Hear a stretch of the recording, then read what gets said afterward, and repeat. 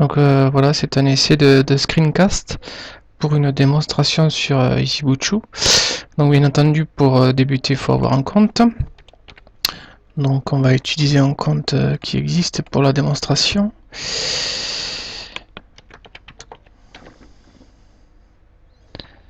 Donc la première des choses à faire, c'est de créer un enfant. Donc ça se fait très facilement.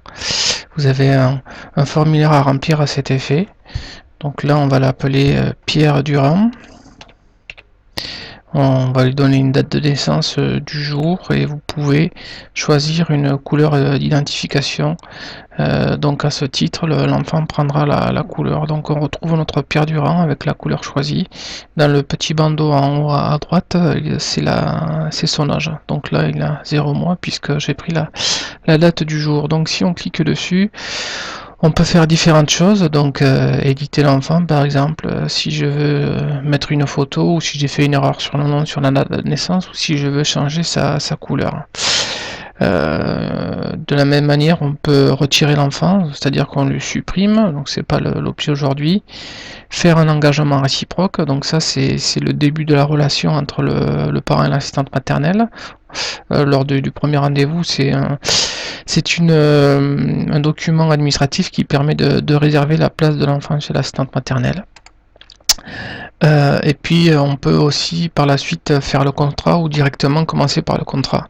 Donc vous voyez qu'il y a différentes choses pour ce contrat, notamment les informations concernant l'employeur, donc le parent ou les parents, les informations concernant l'assistante maternelle et les modalités d'exécution du contrat.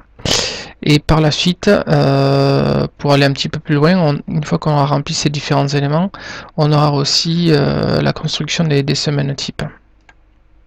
Donc vous allez voir que c'est très simple de déterminer quel type de contrat on doit utiliser.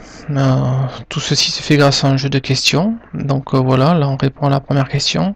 Oui, parce que l'enfant sera accueilli régulièrement. Est-ce qu'il est scolarisé, oui ou non? Si vous mettez non, il s'agit d'un temps plein. Si vous mettez oui, ce sera un accueil de type périscolaire.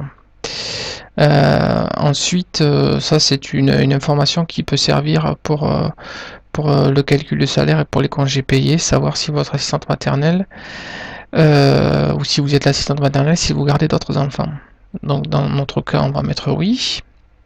Et ensuite, savoir combien de semaines de garde effectives dans l'année vous allez accueillir l'enfant.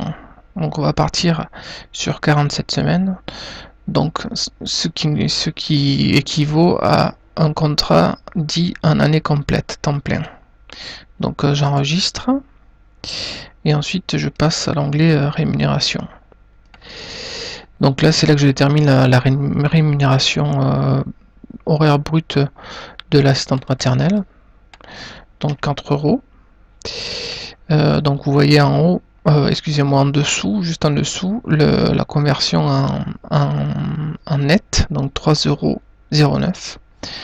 À quelle date doit être versé le salaire, et en cas d'heures majorées, quel est le pourcentage de la majoration par rapport au taux horaire brut. Donc dans notre cas, on va mettre 25%, ce qui nous donne 5 euros.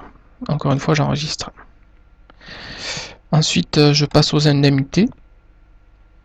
Donc les différents types d'indemnités: journalières, indemnité de repas,